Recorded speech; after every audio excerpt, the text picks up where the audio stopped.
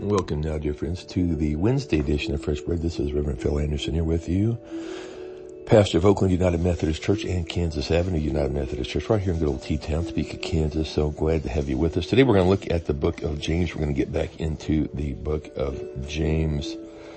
And, we're wrapping up chapter 1. We've been on this off and on now for the last few weeks here. Let's look at chapter 1, toward the end of chapter 1. I want to go through some of this. It'll be a little bit of a review, but let's listen here.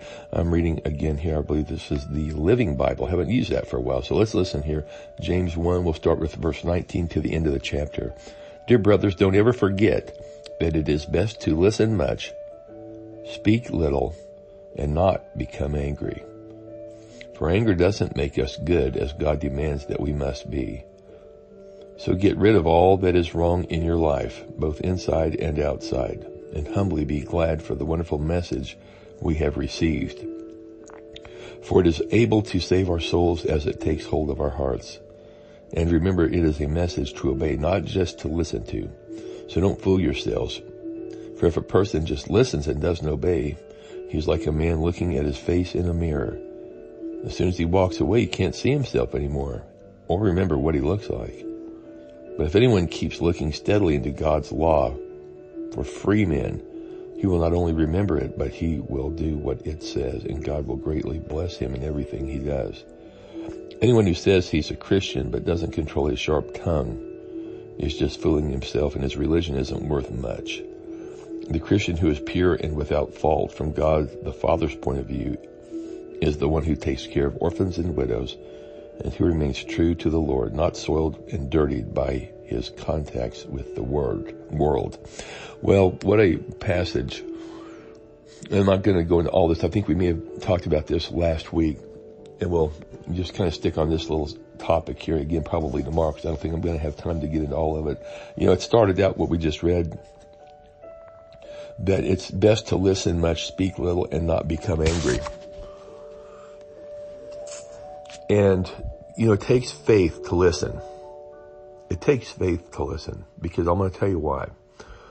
If you are in a group, sometimes there are people, if let's say even a small group of 4 or 5 people, there's one person that kind of ramrods the discussion.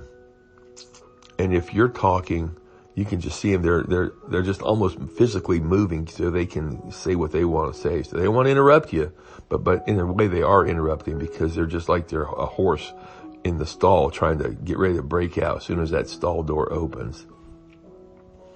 I think we all need training on listening. My brother told me a few years ago the best way to listen is to hear what the other person says and give it about 2 or 3 seconds before responding.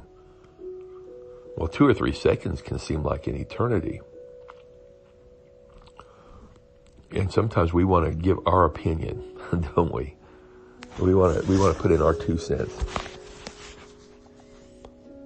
And so that's one of my goals, is just to listen about 10 times more than I speak. That's a big order for me, because a lot of times am that person that wants to get my point across. So it doesn't always work the way you want. And I think the thing is that sometimes we think if we don't get our point across right, then we'll lose the opportunity. The other thing I found is if somebody says something, but you're listening, and you know that you might lose track of what you were wanting to say, that it was pretty important for you, take a little piece of paper, especially again in a group setting, and just write a couple words down. That'll bring you back to what you want to say once your opportunity to say it. But don't interrupt. The other thing is, again, as we're talking kind of off the cuff here about groups, when it is your turn to speak, keep your comments short as much as possible. Don't go on and on, and stay on track of what's being talked about. Don't talk about something that reminded you of something that happened 45 years ago, or that somebody else did, or that you used to do somewhere else. Just stay on track with what's being talked about. I've really come to appreciate those who can really just focus on what we're talking about. And the other folks who kind of do want to get off track occasionally, and that's probably me as well, it takes discipline. And I just want to encourage all of us, when we're in a group setting especially, to just listen to what's being said and to stay on track. Well, friends, thanks again for joining me. We'll talk a little bit more about this idea of listening tomorrow on Fresh Bread. Until then, may God richly bless you. It's my prayer. Have a great rest of the day here on Wednesday.